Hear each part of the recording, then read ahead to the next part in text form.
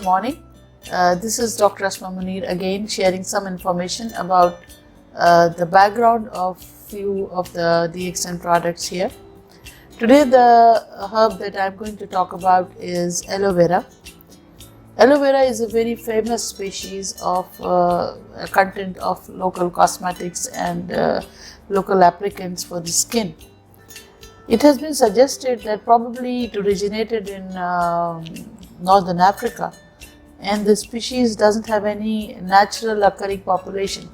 People say that it has been cultivated by humans, and that's why it has reached the human community to use it as a part of alternative medicine. The species which was mentioned earlier, it was in the 1st century AD, and the extracts of aloe vera were widely used since then. Now the industry is getting wider, and various rejuvenating, healing and soothing properties of the aloe vera are being utilized. And however, a very low scientific evidence of effectiveness of safety for ingestion of aloe vera is available, but the positive evidence is definitely available for local applications and its medicinal properties. It has been described as a stemless or a very short stemmed plant which grows maximum to 60 to 100 centimeters, ranging maximum to 40 inches in length, and its offshoots, it gets thicker and fleshy leaves, looks grey-green, and it has a variety which flower stems and small shoots. It can produce flowers, and it has a yellow tubular corolla. So aloe vera itself is a mycorrhiza community, and it's a symbiosis that allows the plant to access mineral nutrients from the soil, and it is widely distributed along the coast of North Africa, Egypt, Sudan, Kenya. And the similarity between Euphorbia blasmifera, another plant which looks like a few others, suggesting a dry forest content, and also seen in Sahara deserts. So it was found in two extreme sides of Sahara, dragon trees, and the most of the representative examples were quoted in the history and introduced in China. So in the 17th century, parts of southern Europe also have been claiming the cultivation of aloe vera. It has been suggested that actual species is basically only human cultivated species which is now in use, and it is widely grown ornamental plant, and it where low water use gardens, and it has a bright sunny condition it can survive. The biochemical effect of it's a cactus looking plant, and the uses of aloe vera are often referred to by its own name. Wherever you find the cosmetics and gel, they contain aloe vera, they use its original name of aloe vera, and the therapeutic effectiveness of aloe vera is limited and is shown frequently despite of its maximum use.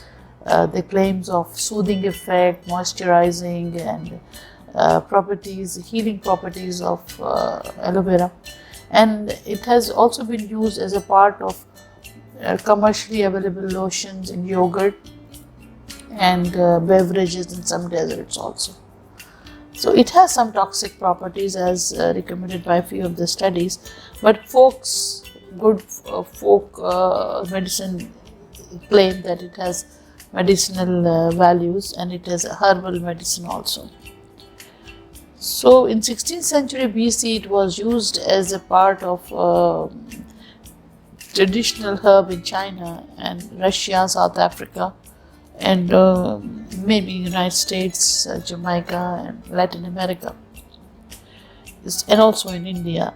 So it has been the dietary content of aloe vera by the name of aloin. It's a compound and it's an exudate of aloe species, which is a common ingredient of over-the-counter laxative products that is used for constipation in the United States since 2003. So by the Food and Drug Administration, aloin was class 3 ingredient, and class 3 means it is of, that's why it was banned in US for oral purposes. But when you detoxicate that, and the topical applications were used by detoxifying aloe vera's toxic elements and containing the less amount of aloin. And there was a 2-year plan of national toxicology study, which oral consumption and decolorization of leaf was used, and it was more information is still we are waiting for to determine the potential risks to human beings. But it has also contains the phytochemicals, and these are by anthraquinone group C glycosides and acetylated mannans and polymannans, and various lectins are there. And these are the products which are definitely in use for facial tissues and as a moisturizer and anti-irritant for allergic properties to reduce the crustaceans and the hay fever and common cold that people used to use these products for makeup and soap, sunscreens, and shaving creams, and also in shampoos. And as a fresh fruit preservative, it was also used for, even it's very surprising that people have been using it for dilution for reproductive artificial insemination in sheep. So it is suggested that the ingredient of aloe vera have some of the food substance which has got a gel property which can be used by different chefs of the globally. They are trying to detoxicate and use it as a food also, but still, especially in Spain, some of the people have tried and still they are coming up with some details. But the research for the possible medicinal information is effective in terms of healing of wounds, and it's an contradictory to the oral effect. Some of the studies they show that it promotes the rate of healing and repair, and also significantly it decreases the inflammatory reaction. And some of the double-blind clinical trial, both the group using aloe vera showed that reduction of gingivitis, the gum infections, and also there was a difference between the two groups where aloe vera was being used as a local application. The others were using some other antibiotic local preparation, and the healing process was very much enhanced in the group which was using aloe vera. So the preliminary evidence of aloe vera extracts was useful in the treatment of diabetes with elevated blood sugar and high lipids in human beings, and these positive effects are thought to be due to the compound known as mannans and anthraquinones. Lectins, internal intake of aloe vera has been still linked to the preliminary research, which improve the sugar levels and decreases the bad quality cholesterol, and also abdominal cramps and diarrhea and all sorts of the traditional use of aloe vera had given us some good effects of oral aloe vera. But again, it decreases the absorption of drugs. So the treatment has yet to be scientifically proven in human beings as a part of oral therapy, but definitely as sunscreens and moisturizers and gels and makeup removers, cleansing creams, minor skin infections, boils, skin cysts, inhibition of fungal growth, bacteria, and most of all, Streptococcus and Shigella, the most very invasive bacteria which are in the skin and intestinal tract. It's very good antibiotic properties against Xanthomonas also.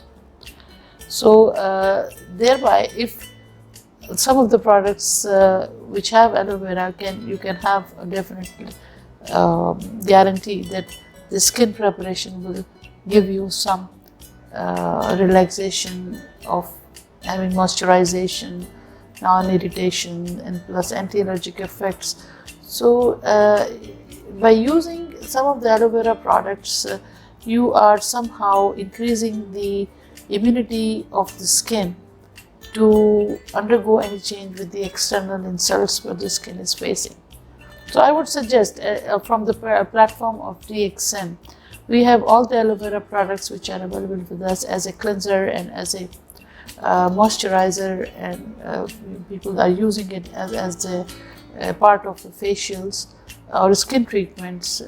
So I would definitely encourage people not to go for inorganic or chemically preserved toxic elements, the products of cosmetics which are having later on in some age group they will be having side effects of their own.